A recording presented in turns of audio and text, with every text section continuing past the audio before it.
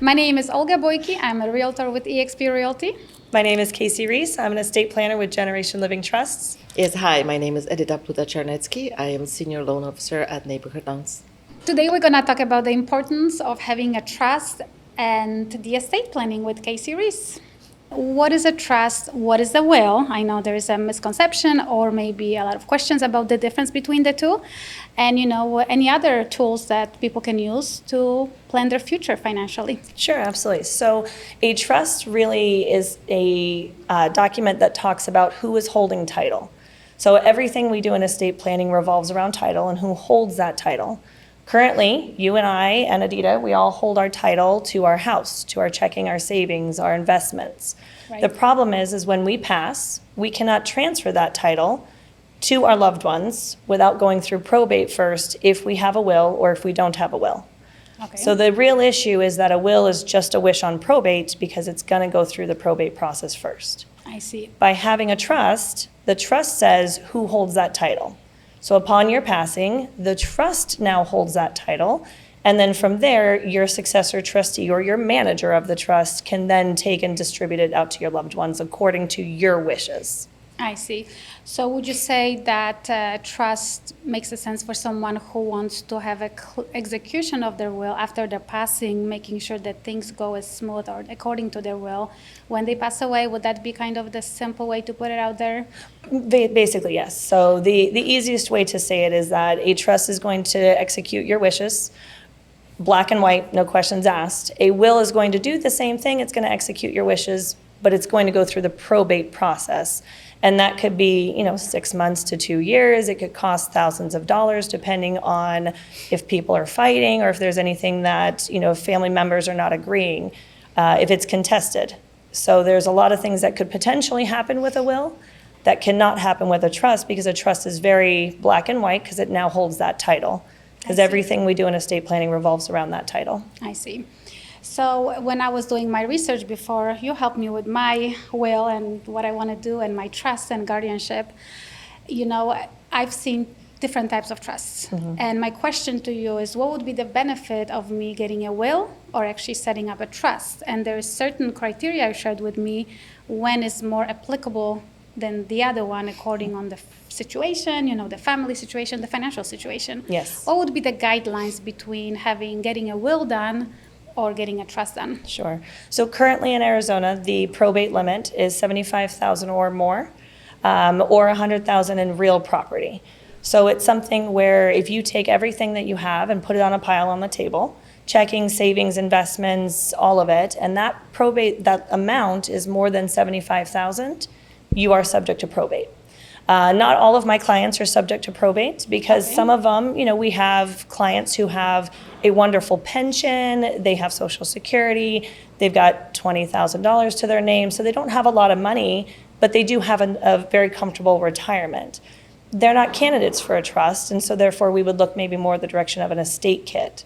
So we really try to guide the customer and make sure, based on their pile on the table, what does that look like for them and whether they are a candidate for a trust or not. I see. So you basically set up a consultation, Mm-hmm. You meet with somebody, ask the valid questions, and then you determine what is the best way to do it. Absolutely. So what are the most common mistakes, I guess, that people do when meeting with you? A lot of them will come in and they have a wall and they expect that I'm going to sell them an investment or an annuity or I'm going to try to push them into something, and that's just not what we do. We are very much on helping the clients, educating the clients. We do classes all over the valley to make sure that people are educated when they're out there. There's a lot of misinformation out there. Right. Unfortunately, it's no fault to their own. There's just internet access. You can Google anything. And so it's really just my goal is to educate clients, and if they end up using Generation Trust, fantastic. But I really want them to be educated so that they have the power and the tools of what they need. So you basically help them organize what they've already have, And then you don't really sell investment products. You don't really No, sell I don't any do that. product. You help them organize and what they already established. Correct. So let me ask you, what is the difference between an attorney in that case and a estate planner? Because that is your official title, right? Correct. So with me being an estate planner, sorry, I didn't mean to That's interrupt all you. right. Because that was my first question when I started getting ready and doing the research. Like, what is the difference? Which one should I hire? Which one should I talk? So what with me being an estate planner, what I do and what my goal is to make sure that I sit with somebody. Because I am not an attorney, I'm not there to give legal advice, but I am there to discuss what their wishes are. I'm the one that's going to take and make sure that their wishes are written down, what their hopes are, who is getting what, when are they getting it, do they have a home, do they have two homes? You know, is one child getting one home, is the other child getting the other home? Like, what are their wishes and what their outlook would look like? Who will speak for them if they can't speak for themselves? Because we all, at some point, we're all going to pass, but the goal is what if we don't pass? We want that protection also. So I Exactly. gather the information. Once I have all the information, I send that to the attorney. The attorney who, we've worked with these attorneys for over 30 years. They are an amazing group of legal service providers that are able to answer those questions because every client gets to talk to the attorney at no additional cost.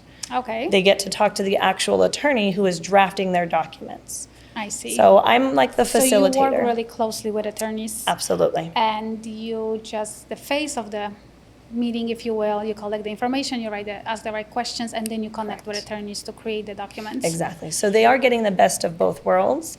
They're just not getting it at a higher cost because I'm the one that's able to help facilitate it for them and be able to gather that information. But they still get the legal service from the attorney and they get to actually speak to the attorney directly. That makes sense. That's, we work together. You've created my trust. And it wasn't even the thing, what happens when I pass away. To me, more important was what's going to happen when, what's going to happen to my kids when I pass away. So that's how the idea started. And then you open up this whole selection of different choices that you started asking me questions and I would have never thought about it.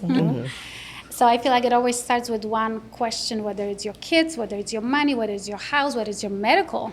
Yes. Let's not forget that the trust, the work that you do also takes care of, handles a lot of medical, which when we met, you just showed me all those things. And it's overwhelming, but now I feel so good that I have it and it's in place. And that's the beautiful thing of where I am.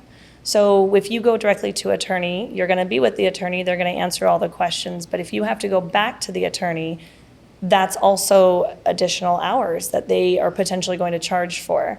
Right. With me, you're going to have questions, you're going to have concerns, and we don't charge for customer service, basically. So it's a flat fee, let's call it a flat fee to create the trust, all the documents within it, and then clients get you forever, as long as they have a question. If they have within questions your or scope. concerns. The only time my clients get charged again is if we're having to change legal documents. Usually I talk to clients, I might talk to them 2 or 3 times in the first few months, and then I may not hear from them again for another 2 years.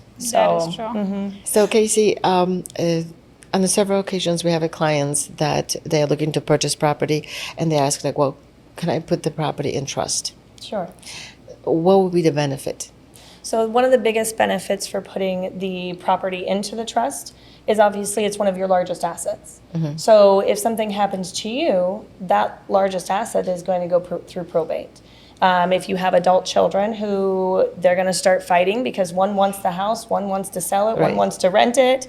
By having it in the trust, it basically says, upon my passing, the home is to be sold and divided this way. Unless they choose otherwise, they can put in a trust to say, hey, I want this specific home to go to this specific person. That is a sub-trust, but they can absolutely add those notes in there. Okay. But the benefit, obviously, is to avoid that probate. Okay. One of the other big benefits, of course, is in a situation where a person has a stroke or a heart attack or Alzheimer's dementia. They can't sell their home anymore. And so what do? They have to have somebody speak for them to do that.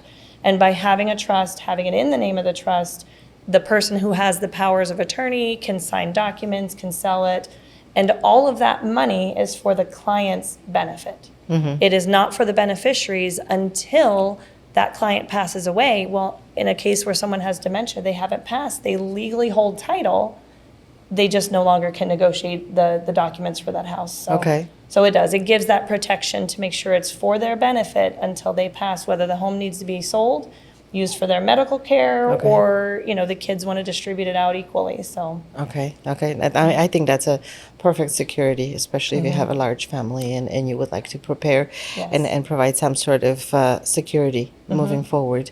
So, what sort of documentation usually is requested when somebody, let's say, is looking to purchase property and wants to prepare trust? Sure. So usually what I tell clients is if you have a trust, or if I do your trust for you and then you're going to buy a home, you really need to just make sure your real estate agent or your loan officer knows that you have a trust. Right. And they will ask, because each entity we work with is going to ask something different. Okay. And so they may ask, for the certificate of trust. They may ask for the full trust document. They may ask for the essential trust information, maybe a power of attorney. So it just depends on what they're requesting. Okay. But on the average, they will ask for a certificate of trust or the trust document, which is included in every single trust that we do. Okay. You get at least 11 legal documents that you will get from the attorney. Okay. And yes, if we are working with a client that already has an existing trust, we actually do request certificate of trust. Perfect. And how often do you refresh the certificate? So we usually tell clients to do a review every 2 to 5 years. Okay. Obviously, the older the client is, the more often that they don't need to refresh it because things have been set in place. Somebody like myself, my daughter's 12, and so the chances of me refreshing it may not be for 10 years until she's She older. gets married, maybe Okay. have her own Exactly. children. So it just depends on the client. I tell clients if there's any time that you have a major event, Yes. call me. Okay. Let's talk. It may be something Right. that we need to make a change. We may not need to make a change, but at least we can talk and make sure it's where it needs to be. Okay. So that's good to know. So unless there is some kind of live event, maybe not necessarily, you have to, because people think you have to keep that updated quite often, that it's so involved. But I know we created My Trust about a couple years ago, and until something crazy happens in my life, I don't feel like there is a You don't need need to. Right. unless we add to it or remove something from it. Right, right. Well, that's true. But from perspective of a lender, if we are working on a transaction and somebody has a trust, Sure. right, and we receive a copy of the certificate of trust, must be prepared within 12 months. Okay. Gotcha. Okay, so what in a case like this, let's say if you have a client and they need a new certificate, what's the process to get it refreshed? Is there additional We charge would for that? Sure. So because it is going to be legal time from the attorney to do a new document, Okay. even though we're not necessarily changing anything in that document, but we're having to recertify it, then there is a charge because it is legal time that we would have to have. Okay. But it's minimal because Okay. it's just one document. Okay. So, and that'd be something that we would talk to the client. Let's look at the options. I would talk to you. Hey, is this document? Can we do a certificate? Can we do a validation? Can Okay. so it'd be definitely something like, let's work together and make sure that we get it the right way it's supposed to be Right. done. As an alternative, we also we do accept a copy of actual trust. Would that be something that the attorney or your office will be able to release? Sure. Oh, Okay. So we don't actually keep any of the documents Okay. in hand. We keep the shell, which is the unsigned version. Okay. But the clients, when I sit with them, they get a full binder with everything in it. Okay. They will have everything. So if you were to call and say, hey, we need to get the copy of their trust, Okay. I would reach out to the client, or if the client reached out to me and said, hey, I don't know what I'm supposed to give, but they need the trust, Yeah. I would walk them through on how to get it. It's all about the authorization and cooperation, et cetera. So, Absolutely. yeah, So we yeah. try to make a partnership to make sure that if you're requesting something, the client doesn't know what it is, they call me, I come to them, I can help them, absolutely. Okay. So we'll make it work. Do you receive phone calls from clients saying that, well, I need to change my mortgage. I need to refinance. I need to do something. All the time. Do I need to take out the trust, etc. Out of- What's going on? Sure. I just wanted to know that from Sure. your perspective. So each situation is going to be different. If the client has their home in the name of the trust, usually what they would have to do is take it out of the trust, do the refinance, and then put it back in the trust. Okay. My attorneys, we like to do beneficiary deeds to avoid that. Okay. By doing a beneficiary deed, the trust is only on the document when the person passes.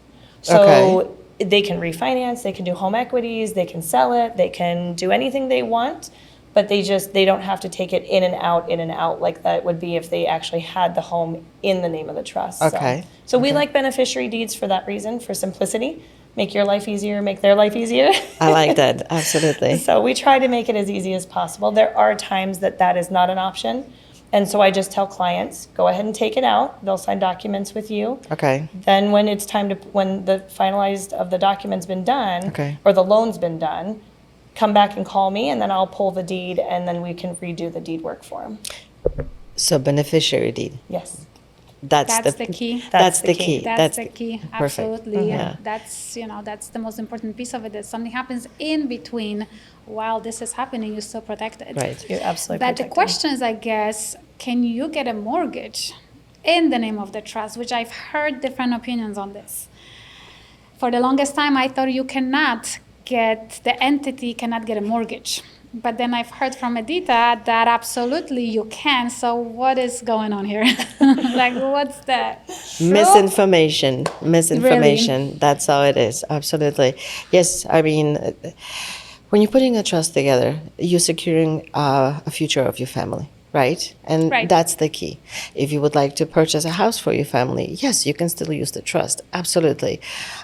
When somebody is intending to purchase property, when you're signing a contract, you will put a name of the trust on the contract versus a name of the Individual buyer. person. Mhm. Is it Yeah, kind exactly. of like an LLC corporation? Because a trust is an entity. Is that correct? It can be looked at as an entity. As an entity, okay. So some places will consider it an entity, some won't. Okay, It just so I depends guess on the that's facility. where the difference come in. So for the longest time, I thought you cannot get a mortgage because it's an entity. It's not an individual person, if you will.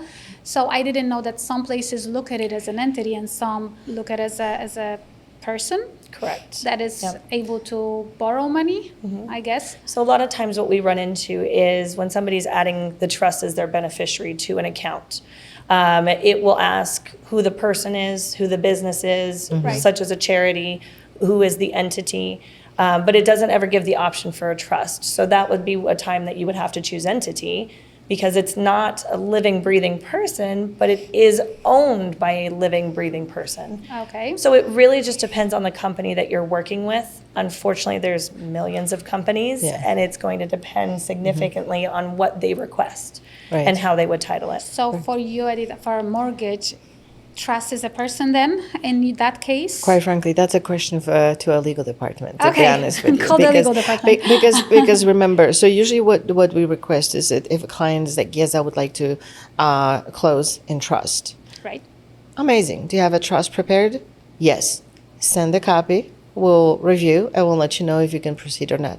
Okay. Simple- But you simple as that, still yes. look at the person's income, credit score Yes. that owns the trust. That's And exactly. this is a title, you put the trust as the owner. Yes. So, Yeah. okay, I guess that brings on the question if we want to Right. go there. But if it goes into collections, who owes the money? I'm just kidding. But okay, I have lots of questions. What if? Okay, we can cut there. Yeah. Unless we want to talk about that's not because the trust. But that's another question that I have. Sure. So I have a trust, me and my husband, and whose social are we using? Can we use both socials for accounts? So you want to use one. And the Okay. main reason why you want to use one is because of it looking as being an ownership. Who Can only- owns this? Huh. Well, in a husband and wife Hope we situation, use mine. I own it. in a husband and wife situation, they both own it. But if the husband passes away, it's going to go to the wife. If the wife Okay. passes away, it goes to the husband. By tradition, we tell them to use the husband's social. You don't have to. Each case is different. You know, some cases where the spouse, the wife, is the one that does everything, or the life partner. One life partner does it more than the other life partner, and so it's like, okay, well, I'm It's going to use easier my this social. way. So we just tell them to use their social. Whoever is using it, it has to stay consistent.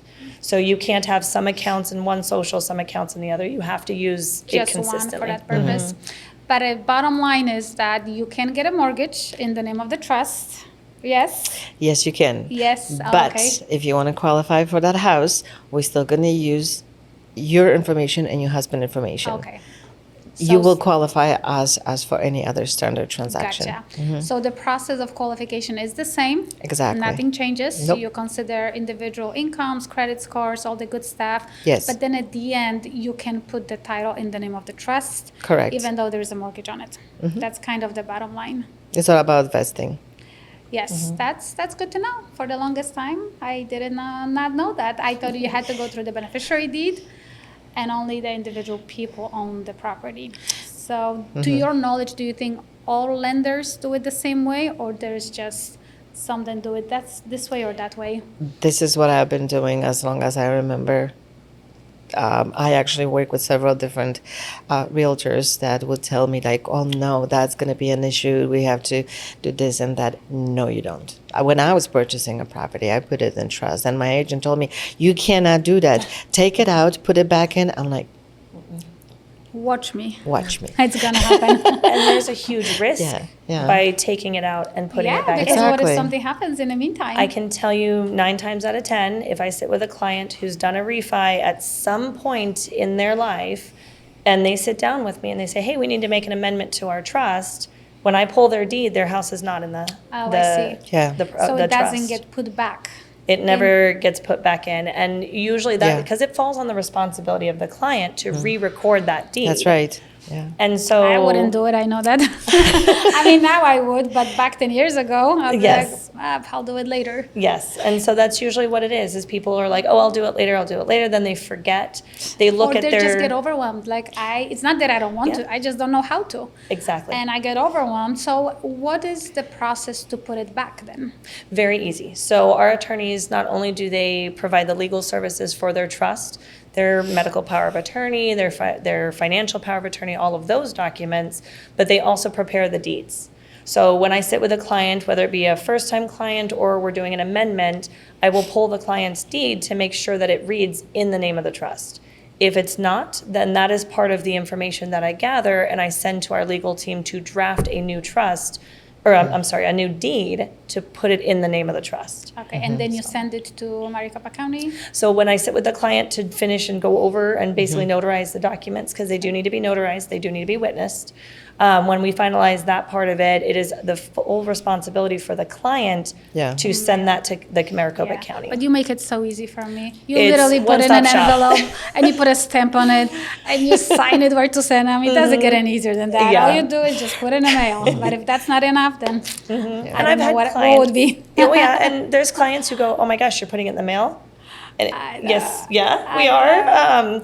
And some want to drive downtown, and you know, if you're in Anthem or Surprise or Whitman, like if you want to drive downtown, you're welcome to, but the mail is just fine. Yeah, no, it's just, and you put in an envelope for me, so that was easy enough. Yes. Yep. So, from your experience, when I was creating my trust, what like it was, who to put in the trust to take care of my business? Sure. I know it's a very individual question, you know, but from your experience, can you be put as a successor trustee? Do you know companies that are put as a successor trustee for people that may not have anyone in their family Sure. that they trust enough with their money? Sure. Or kids. Either one. Either one, yeah. Is that an option for someone who's like, oh my gosh, like I wouldn't even know who to trust with my life? Sure. So the hardest questions we ask usually are who is going to speak for you if you and your partner or spouse cannot. And then the next hardest question is who is your beneficiaries? And if one of those beneficiaries passes before you do, where does their share go? So those are the hardest questions. Yep. But it really comes down to a personal choice. Some clients, and I've had several of them, that have chosen a fiduciary, a third-party company, because they don't want their children to fight. To fight. So they have a separate person who can do it for them.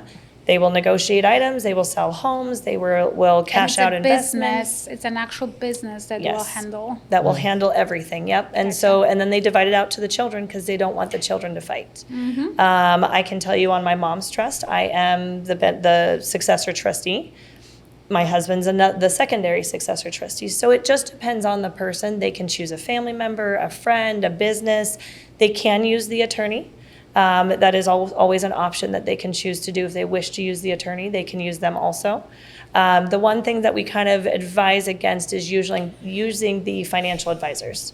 And the reason being is because Conflict of interest. conflict of interest. Exactly. It's like, let me make you some more money. Yes. So like I'm I would really- never be someone's successor trustee. I would tell them kindly, I appreciate the Offer. but no, mainly just for the conflict of interest reasons. So That makes But yeah, sense. it's a personal choice, but you can use a business, or a fiduciary service, you can use an attorney, a family friend, a neighbor, anybody that you trust to make your medical decisions, make your financial decisions. Yeah, no, that's amazing. You know, we invited you today because I went through that, and there was a point of my life where it wasn't even about the money as much as guardianship for the kids. So people sometimes think that you have to be very affluent to even have a trust, and this is such a misconception because the trust covers medical. Power of attorney, it covers your guardianship for the kids.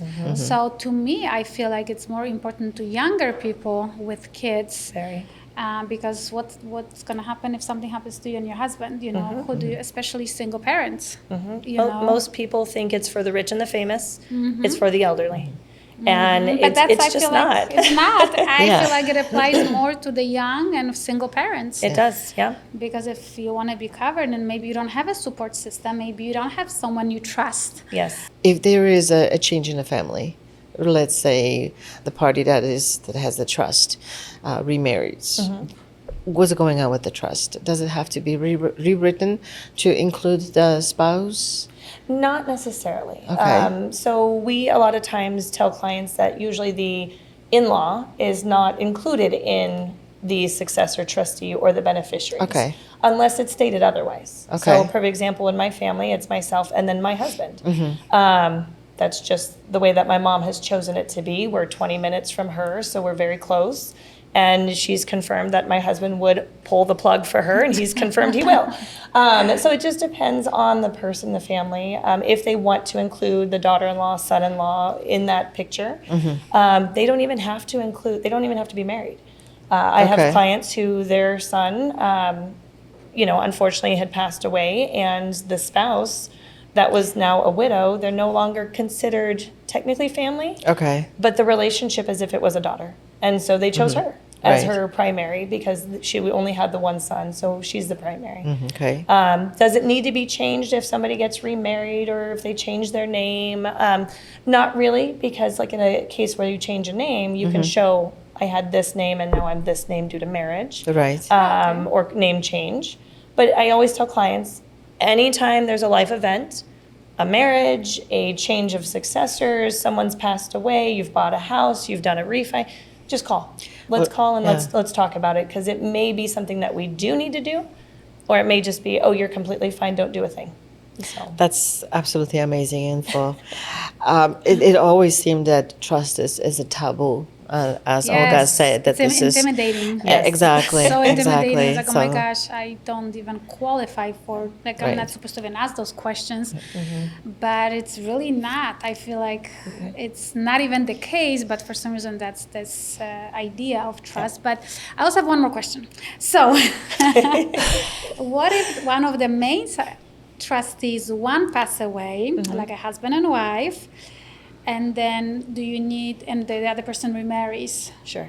Would you recommend, I guess it depends, combining, creating a new trust for this new family, Sure. keeping this family separate? Is that an option? There's so many options that we can do. So one person can have more than one trust? Absolutely. Okay. Yep. That's also so you have a something that- situation where second marriages happen, and he has children, she has Right. children, or she has children, she has children, whatever the dynamic is, and their funds that were prior to the marriage are going to go to their children.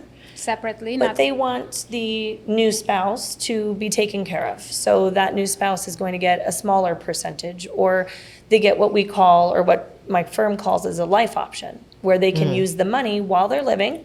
Okay. They can live in the house while they're living. But upon that person's passing, then it is given back to their children, Interesting. so, or their So their you beneficiaries. can structure a trust any way and shape Just and about form. any way, yes, yep. Because you can have different percentages for beneficiaries. You can add Absolutely. different people for certain assets. Absolutely. Let's say you want a neighbor to have a car. You can do that, right? gift it. Yep, you can absolutely You do that. want the friends Yep. to have your jewelry. Absolutely. So it doesn't even have to be a family.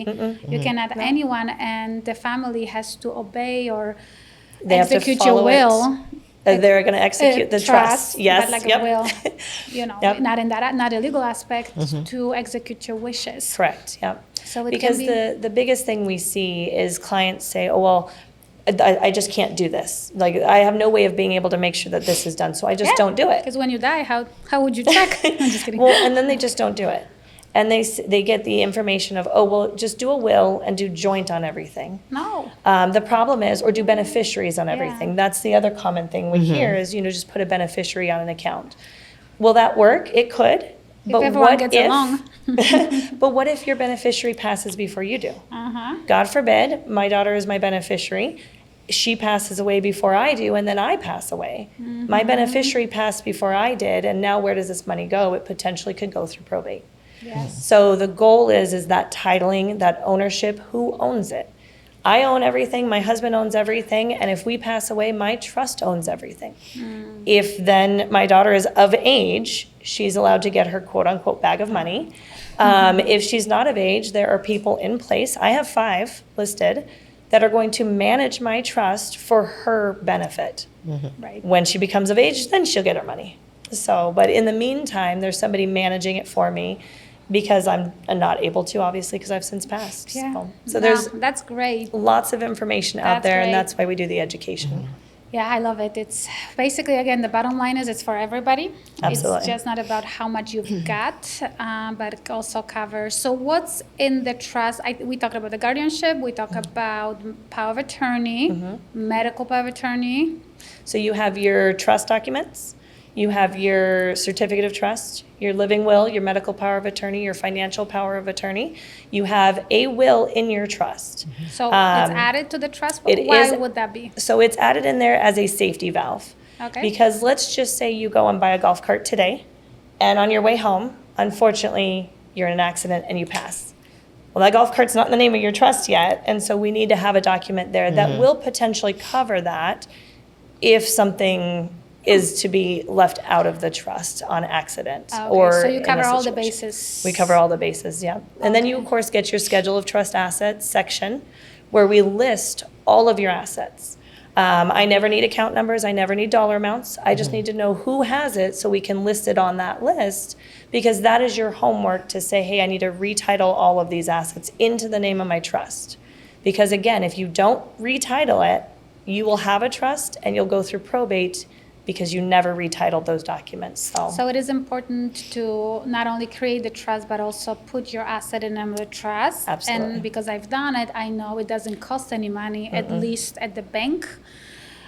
So once you get the trust, it's easy and it doesn't cost extra to put your asset in a trust. Olga, I think it's time to reevaluate your trust. It's been 10 years. Oh, It's about been time. 2. Say, wait, I'm not no, that it old. Actually, I could. Could be. I think we did mine. Yeah. Probably about 2 years 2 ago. years yeah. ago. 2 years ago. Nothing Big deal. changed yet. Nothing changed. You You're sure? I good. look as good You as sure? I've always been. You're still fabulous. I still fabulous. Give me 5 more years. I'll call you. I wouldn't call for that. With the other calls I would make. My knees say otherwise, but that's all right. So we good? You can put So- this. Yeah. How Yeah. do we? I did. I always call Kaycee, them. so what's the process of consultation? How potential clients can reach you? Sure. So they reach out to me. We schedule a time to meet. I usually try to meet them somewhere public so that it's not, it's a little bit more, let's chat, let's have a conversation. Okay. It's not so clinical. So I've met at McDonald's, Starbucks, different Nice. places that we can meet. And we just have a discussion. What does your estate look like? What are we dealing with? Are we dealing with more than 75, more than 100? Are we dealing with less? Do we have children? Do we not have children? Is your estate plan going to be more exotic than the other one? So it's just a conversation to talk about it. And then if we decide to move forward after we discuss everything and I educate them on like the ins and outs of what a trust is and what it can and cannot do, whatever that is, draining over there. Sorry, I was like, you started laughing. I was like, I can't keep it. So anyway, so yes, we will discuss like your options and what the best fit is, and then Okay. I gather that information, I send it to the attorney. The attorney then will reach out to the client, review that information with you, and then we deliver the trust, and you just start Okay. retitling everything to make sure you're protected. Amazing. So it's very And it- easy. Okay. And the And you always have consultation me. is complimentary. Complimentary, yep. So I want to point that out because again, there's Oh, it is Yep. important. misunderstanding that Yes. you pay for the consultation, and that's what Yes. holds people back. I just want to point out it's complimentary It is a complimentary, yep. for you absolutely. to even learn if that applies for someone. Absolutely. I And just wanna sometimes point it's that out. just not a nice fit. You know, sometimes a client needs a little bit more exotic estate planning, and that's not something that I can do, but my attorneys can. Right. So if it's something that I can't do, I will always refer it back to my attorney and get an answer for them or redirect them to them Or set up the specifically. appointment Absolutely. directly. So we, you know, you're not going to just be left hanging. Like I will help to make sure you are protected. I know you will. I know you will. We've been friends for a long time, and I know you will take care of your clients. So thank you so much for Thank you. giving us some time and explain this Yes. very important Thank you. Yeah. subject. I hope you can come back again. We can drill in on some of the Sure. details on a later date. Ins and outs, absolutely. It was Yeah. my pleasure. I appreciate it. Thank you. Thank you. Once again, my name is Olga Boyki. I'm a realtor with eXp Realty. My name is Kaycee Reese. I'm an estate planner with Generation Living Trusts. And I am Edita Pluta-Czarnecki with Neighborhood Loans, your local loan officer. Thank you. Thank you so much for watching, and for more content, just subscribe and send us a like.